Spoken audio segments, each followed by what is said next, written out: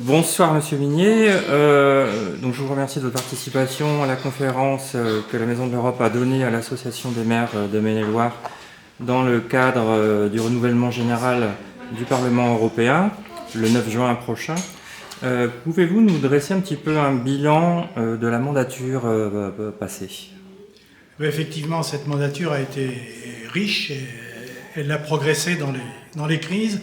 La première mesure emblématique, ça a été ce plan de relance de 750 milliards d'euros financé, et c'est une première, par un emprunt commun souscrit au nom des États membres au niveau européen.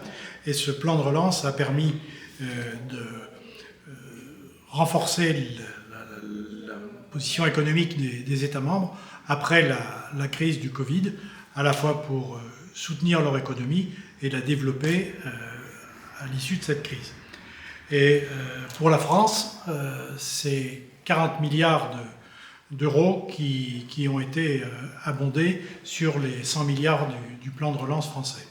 Et puis la deuxième grande priorité, c'est le pacte vert, Green Deal en anglais, qui était une des priorités de cette mandature, en faveur, bien sûr, de la lutte contre le réchauffement climatique. Je rappelle qu'il vise la neutralité carbone à l'horizon 2050 et une réduction des émissions de gaz à effet de serre de 55% à 2030, et 2030 c'est demain.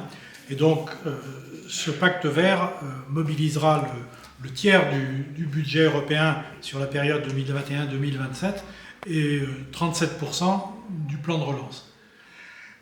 Troisième point notable, la condamnation unanime et immédiate de l'agression de la Russie contre l'Ukraine et le soutien militaire et financier des 27. Et puis, à l'initiative des députés européens, qu'il faut saluer à cet égard, la conditionnalité du versement des fonds européens aux États membres, conditionnalité au respect de l'état de droit.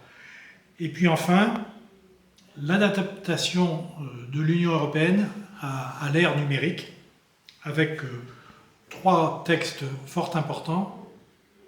Un texte qui porte sur le marché et sur la restauration de la concurrence pour éviter que les grands leaders et les plateformes, notamment américaines, ne dominent ce marché et soient en monopole.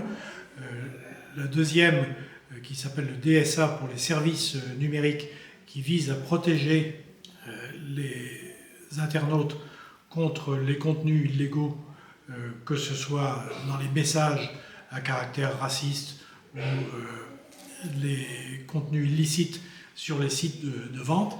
Et puis enfin, en matière d'intelligence artificielle, des mesures qui sont inédites dans le monde et qui visent à protéger les citoyens européens contre les dérives de cette intelligence artificielle, même si l'Europe est consciente qu'il faut donner les moyens pour développer l'intelligence artificielle face aux grands concurrents chinois et américains. D'accord. On entend parfois dire que l'Europe est éloignée des citoyens, qu'elle est quasi invisible. Est-ce que vous pouvez nous indiquer quelques actions bien visibles sur le terrain au sein même des collectivités locales? Alors, c'est à travers les fonds européens que cette action de l'Europe peut avoir une visibilité, à condition qu'on évoque que ces fonds européens cofinancent, parce que les fonds européens n'interviennent jamais seuls. Le premier d'entre eux, c'est le Fonds de développement régional. Pour vous citer quelques exemples, il a contribué à financer les études de la deuxième ligne de tramway à Angers.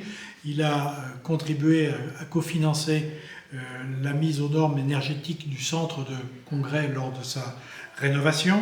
La passerelle de la gare Saint-Lô en a bénéficié aussi du FEDER. Le réseau de chaleur biomasse de Belleveille.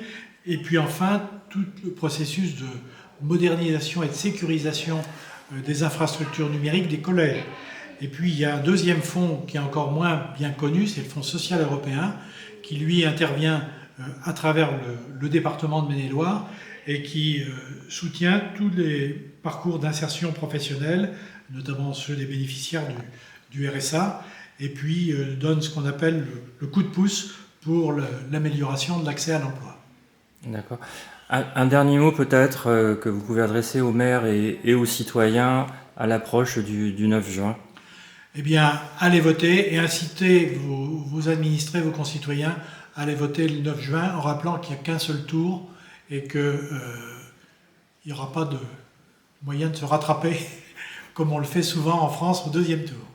D'accord, très bien. Je vous remercie beaucoup. Bonne fin de soirée. Au revoir.